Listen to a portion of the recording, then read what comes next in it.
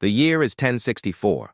In the burning deserts of Jerusalem, a story that defies all logic is about to be written in blood. 100 hardened men from the north. Viking warriors tested in 1,000 battles are about to face an army 40 times their size. What happened that day would forever change the way military power was understood in the Holy Land, proving that sometimes faith itself can be the deadliest weapon of all. But before I reveal the most chilling details of this massacre, I need you to do something for me. If this story already has you hooked the same way it had me when I first discovered it, show it by hitting that like button right now. Because I promise you, what comes next will shatter every expectation you have about what religious fanaticism can achieve on the battlefield. Our story begins not under the desert sun, but on the misty shores of Norway. There ruled King Magnus III, better known as Magnus Barefoot, named for his habit of wearing traditional Scottish garments instead of the typical royal attire. By his time, Christianity had reached Scandinavia, but it hadn't extinguished the Viking spirit. Instead, it fused with it, creating something far more dangerous: holy warriors. Magnus heard the calls of Pope Alexander II, urging the faithful to defend the sacred places of Christianity. But unlike other European nobles who saw the Crusades as political opportunities, Magnus saw something different. He saw the chance to merge Viking ferocity with divine justification. His warriors would not march to the Holy Land as mere conquerors. They would go as the very instruments of God's will. The recruitment was brutal and selective. Magnus didn't want ordinary soldiers. He wanted the best of the best, the veterans of endless wars between the Nordic kingdoms. Men who had proven themselves not once but dozens of times. Each of the 800 chosen had to demonstrate 3 things: mastery with axe and sword, inhuman endurance, and most importantly, an unshakable faith in their divine mission. For months, these warriors endured training that combined ancient Viking combat techniques with new tactics borrowed from Byzantine mercenaries. They learned to fight as one cohesive unit, something Vikings traditionally did not do. They drilled defensive formations, practiced coordinated strikes, and most critically trained to hold their discipline under extreme pressure. But the physical training was only half of it. Magnus also brought in monks, warrior priests, and military chaplain to shape the spiritual side of his men. Every day began and ended with prayer.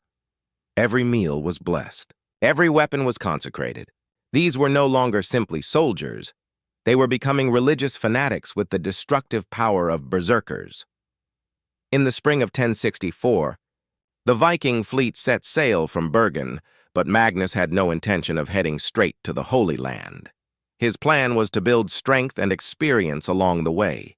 Their first stop was the Orkney Islands, where he recruited local mercenaries used to fighting in warmer climates. From there, they sailed south to the coasts of Spain, where they clashed in several skirmishes against Muslim forces. Each fight was a lesson. The Vikings quickly learned that their new enemies were nothing like the Saxons or Danes they had fought back home. The Saracens were skilled horsemen, deadly archers, and masters of battlefield tactics. But the Vikings also discovered something crucial. Their enemies were unprepared for the kind of desperate fanatical ferocity that came from blending Viking warrior tradition with religious zeal. By winter, the fleet reached Constantinople, where they forged alliances with the Byzantine Empire and acquired upgraded weapons and armor. When spring came, the expedition finally turned toward Jerusalem. By now, word of their presence had spread across the Muslim world. And yet Sarah's commanders weren't worried.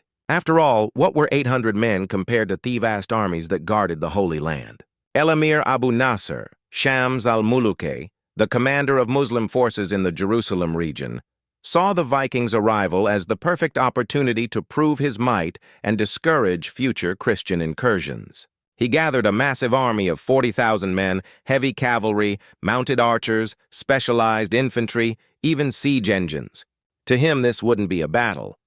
It would be an annihilation. The armies finally met on the arid plains southeast of Jerusalem, near the ancient fortress of Herodion. The contrast was staggering. On one side stretched endless columns of the Saracen army, banners snapping in the desert wind, the thunder of thousands of hooves and marching feet creating a constant roar. On the other, a single compact square of 800 Vikings, shields shining in the ruthless Middle Eastern sun, axes poised, silent, but unyielding. Abunasur's strategy was simple, one he'd used many times before.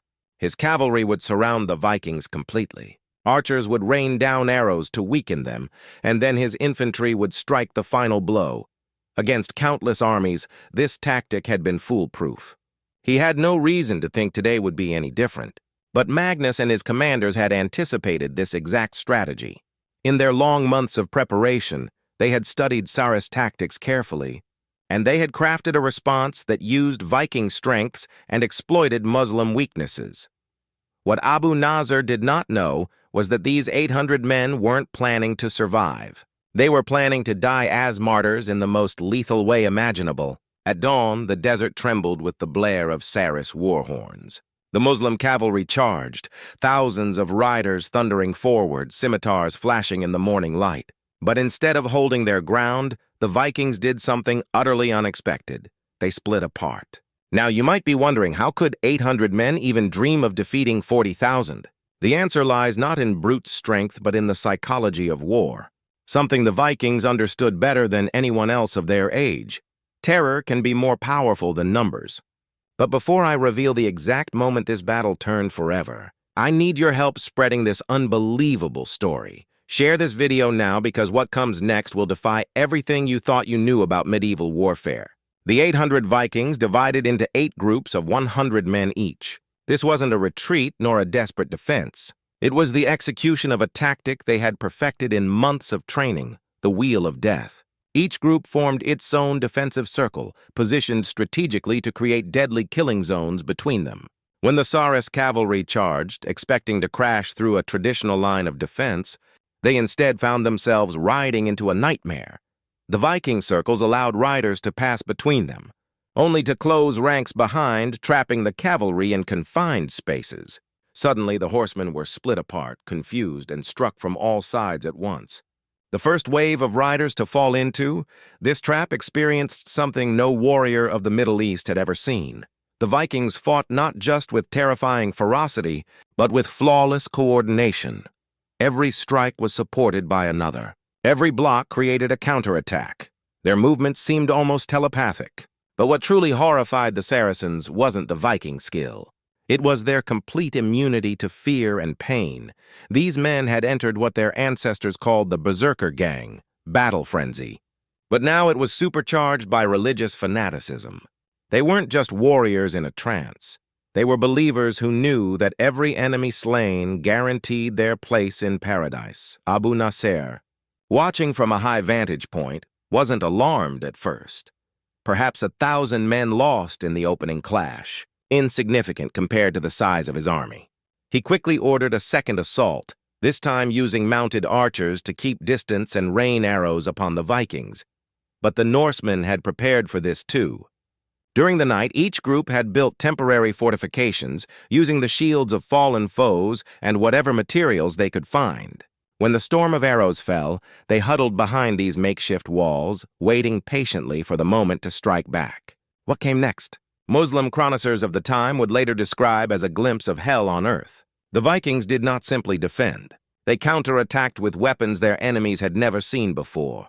War axes forged to rip through armor, spears tipped with hooks, perfect for dragging riders off their horses from yards away. And most terrifying of all, a flammable substance acquired during their stay in Constantinople, similar to the Byzantine Greek fire. The second Sarus attack collapsed into a slaughter.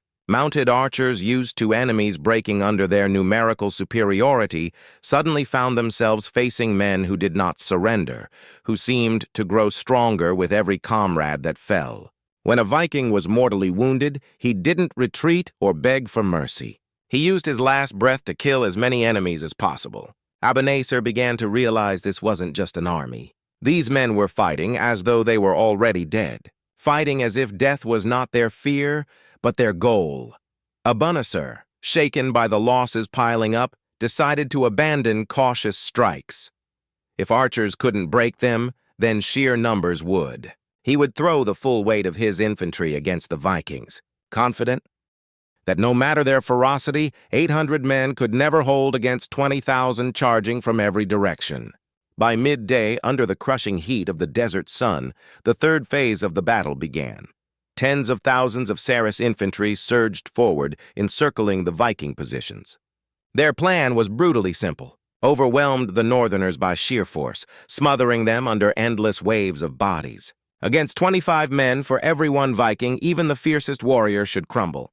But the Norsemen had been saving their most devastating weapon for this exact moment. During their winter in Constantinople, they hadn't only acquired superior armor and weapons.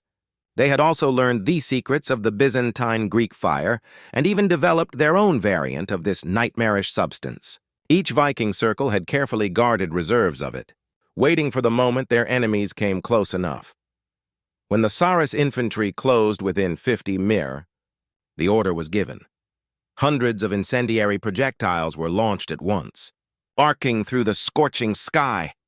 In seconds, rings of fire erupted around each Viking position. This wasn't ordinary flame. It clung to clothing and armor. It couldn't be doused with water. It fed on the desert winds, growing hotter and higher with each gust. The effect was immediate and catastrophic. Panic ripped through the Saracen lines. Soldiers who moments before had marched with confidence now found themselves trapped in an inferno. The screams of men burning alive filled the battlefield, mingling with the clash of steel and the guttural war cries of the Norsemen. The Vikings, instead of holding their ground, seized the moment. They burst from their fortified circles, charging through the chaos with savage abandon. This was no longer warfare as the Saracens understood it. This was primal violence, elevated by religious conviction. Imagine the sight: 800 men, many already wounded, some even aflame from their own fire, sprinting across a hellish battlefield. They screamed ancient prayers in Old Norse as they hacked through terrified enemies who outnumbered them by dozens to one. It was a vision so unreal that it broke the minds of seasoned warriors. Abu Nasr, watching his army unravel, made a desperate choice. If numbers and fire couldn't win, perhaps the death of the Viking leader would. He called upon his personal guard. 2,000 of his finest warriors, veterans of countless battles, men feared across the region. If anyone could turn the tide, it was them. Their task was simple: cut down Magnus himself and shatter the Vikings' will. This guard was legendary. They had faced Crusaders, Byzantines, Seljuks, and many others, never once tasting defeat. But when they clashed with Magnus and his hand-picked elite, they realized they were up against something beyond their comprehension. Magnus himself was a towering figure over 2 men tall, wielding a massive double-headed axe said to have been blessed by the Pope. On the battlefield, he was more than a man. He was a symbol. His mere presence drove his warriors into frenzy and struck terror into his foes. What followed was a battle within the battle. The finest warriors of both worlds collided in a storm of steel and blood. For a full hour, the outcome hung in the balance. The Saracen guard fought with the desperation of men who knew their army's survival depended on them. The Vikings fought with the certainty that God himself had ordained their victory. It was the ultimate clash of two completely different visions of war. At last, Magnus and Abu Nasr found themselves locked in single combat. Abu Nasr was no ordinary commander. He had trained in Damascus's finest schools of swordsmanship and had fought in dozens of duels. His skill was undeniable, but Magnus was something else entirely. A fusion of Viking brutality and European martial training, driven by a conviction that every swing of his axe was guided by divine will. The duel lasted only minutes. Abu Nasr fought valiantly, but conviction outlasted skill. When Magnus's axe finally struck its mark, it wasn't just the fall of a commander. It was the psychological collapse of an entire army. From the moment their leader's body hit the ground, something broke inside the Saracen host. Soldiers who had begun the day with unshakable confidence now stared in disbelief. Could these 800 northern fanatics truly be unstoppable?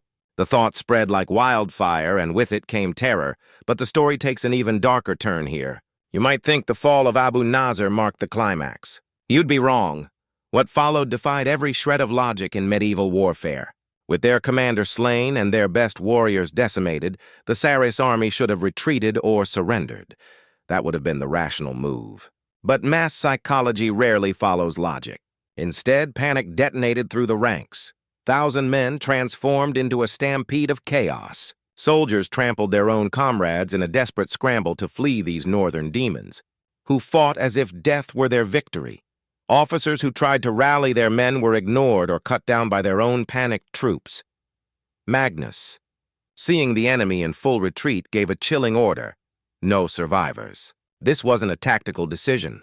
It was extermination justified by the belief that God himself had handed them this victory to cleanse the holy land of unbelievers. The result was not just a rout, but a 3-day hunt. Across the desert, the Vikings pursued the fleeing Saracens, using every scrap of knowledge they had gathered in their long months of preparation. They cut off escape routes, set ambushes, and cornered groups of fugitives. But this wasn't simply military strategy anymore. It had become ritual. Every captured enemy was executed with prayers recited over his body. To the Vikings, this wasn't vengeance or cruelty. It was holy work, God's will carried out with axe and sword. On the first day of pursuit, 10,000 Saracens were slaughtered. On the second, 15,000 more. By the third day, only a few scattered survivors remained. The Vikings, satisfied that their divine purpose had been fulfilled, finally halted the chase. When the dust settled, the massacre had claimed over 35,000 Saras lives. Of the 800 Vikings who had marched into the desert, only 230 had fallen. A staggering loss, yes, but nothing compared to the impossible odds they had faced. And yet, the consequences of this battle extended far beyond the battlefield. Word of the Viking victory spread across the Muslim world like wildfire. The idea that a tiny Christian force had annihilated one of the region's strongest armies was incomprehensible. Fear gripped Damascus, Baghdad, and Cairo. For the first time in decades, Muslim leaders began to consider the terrifying possibility that the Christians might actually retake Jerusalem. Magnus and his surviving warriors wasted no time in exploiting their newfound reputation. They rallied local Christian allies who had suffered under Muslim rule for generations. Within weeks, their force swelled to more than 3,000 men, all fanatically devoted to the holy reconquest. What followed was not a campaign of traditional conquest, but one of terror. Every victory, no matter how small, was magnified into legend. Propaganda painted the Vikings as supernatural warriors sent by God. Cities surrendered without a fight at the mere rumor of their approach. Seasoned Saris commanders, veterans of countless campaigns, refused to face them. Magnus's reputation had become a weapon more devastating than any sword or fire. But this story doesn't end here, because the true impact of what happened in those deserts wouldn't be revealed until decades later, when the flames of the Crusades ignited across all of Europe.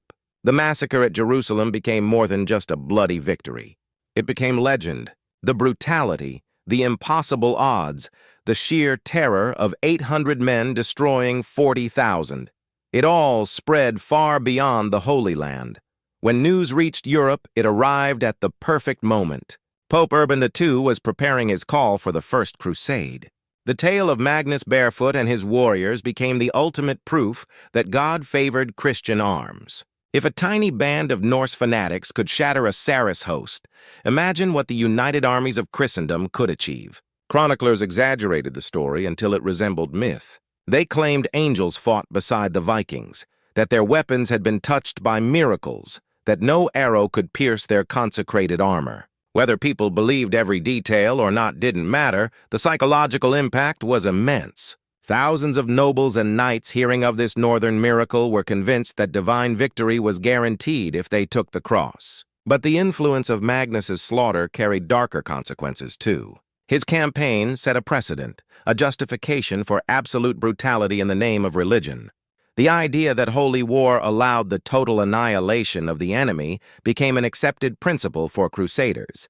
The methods pioneered by the Vikings, the use of terror, incendiary weapons, ritual executions, and relentless pursuit, were copied again and again by later Christian armies. What began as a unique expedition became a model for centuries of holy war. Magnus himself did not live to see the long shadow of his actions. He died in 1069, cut down in battle against Turkish forces near Antioch. Yet even in death, his legend only grew. Epic songs were sung of his deeds. Churches were built in his honor. His name was invoked by warriors who wanted courage, as if calling on him could bring divine favor. The few Vikings who survived and returned to Scandinavia were celebrated as heroes.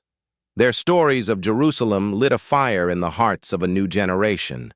Many of those young men would later march east, joining the Crusades under the banner of Christ. This model, small elite bands of religious fanatics defeating vastly larger armies, was replicated countless times in the years to come. Orders like the Templars and Hospitallers carried on the spirit of Magnus's warriors, combining faith with military discipline. But perhaps the most striking lesson of the massacre is what it reveals about the nature of conviction. These 800 men did not triumph because of superior numbers, nor solely because of better weapons or tactics. Though those played a role, they triumphed because they believed with every fiber of their being that they were chosen by God. That belief transformed them. They fought without fear because they saw death in battle as a guaranteed path to paradise. They endured unbearable heat, wounds, and fatigue. Because each struggle was a holy trial, they unleashed a ferocity that ordinary soldiers could never match because they were convinced they were instruments of divine will. The massacre of Jerusalem also exposed something fundamental about medieval war. Numbers alone did not decide battles. Morale, faith, and psychological dominance often outweighed raw size. A small, unified, fanatically dedicated force could topple a giant army if it shattered their spirit. Commanders across Christendom took note. In the decades after, many attempted to replicate the Viking model, creating elite faith-driven units. Some succeeded spectacularly. Others failed just as dramatically, but the lesson endured. A soldier's belief could be more dangerous than his word. Propaganda played its part as well. Once the Vikings had earned their reputation for invincibility, that reputation became a weapon in itself. Enemies surrendered before fighting. Allies joined eagerly. Campaigns were won not just with steel, but with stories. From today's perspective, the massacre is both awe-inspiring and horrifying. It shows the extremes of human capability, when driven by absolute conviction. Also shows how easily that power can be turned toward atrocity, because the same fanaticism that allowed 800 men to slaughter 40,000 is the same kind of fanaticism that fueled some of history's darkest crimes. The intensity of belief itself is not the issue. It is the morality of the cause that belief serves. Magnus and his men believed they were fighting for God's will. Their enemies saw them as demons unleashed upon the desert. Both perceptions contain truth. What cannot be denied is that their actions were extraordinary, an extreme demonstration of what humans can achieve for good or for ill when united by a cause greater than themselves. The massacre also left scars in the Muslim world. For generations, the memory of those northern fanatics haunted commanders and rulers. Even as they rebuilt their armies, the legend of the Vikings lingered like a shadow. The idea that Christians could call upon such terrifying zeal made every battlefield uncertain. Back in Europe, the story became one of triumph. It fueled the momentum that launched the First Crusade. It inspired warriors, terrified opponents, and reshaped the very rules of holy war. Magnus Barefoot had become more than a king. He had become a symbol, a reminder of what absolute faith could unleash. Even 1,000 years later, the lesson of his 800 warriors still resonates. They remind us that the limits of human possibility are not always physical, but mental. That sometimes the only barrier between victory and defeat is what people believe is possible. Think about it. How many times in your own life have you walked away from something because it seemed impossible before even trying? The Vikings of Magnus teach us that the impossible often exists only in the mind. Their story is both a warning and an inspiration. A warning of the horrors that fanaticism can unleash, and an inspiration of the sheer power of conviction when harnessed with purpose. In the end, the massacre of Jerusalem stands as one of the most extreme examples in history of what a small group of dedicated people can achieve. It fascinates us because it shows the highest and lowest of human nature at once. Courage, loyalty, sacrifice, and brutality, cruelty, destruction. It forces us to confront a question with no easy answer. Was their devotion admirable or monstrous? That is for each of us to decide. What we cannot deny is that it was extraordinary. A moment when the world learned that faith could move more than mountains. It could move armies. It could alter history. And so, as we close this tale of blood and fire, I want you to reflect on the lesson at its core. A small, committed band of believers changed the fate of thousands and shaped the destiny of nations. Their conviction made the impossible.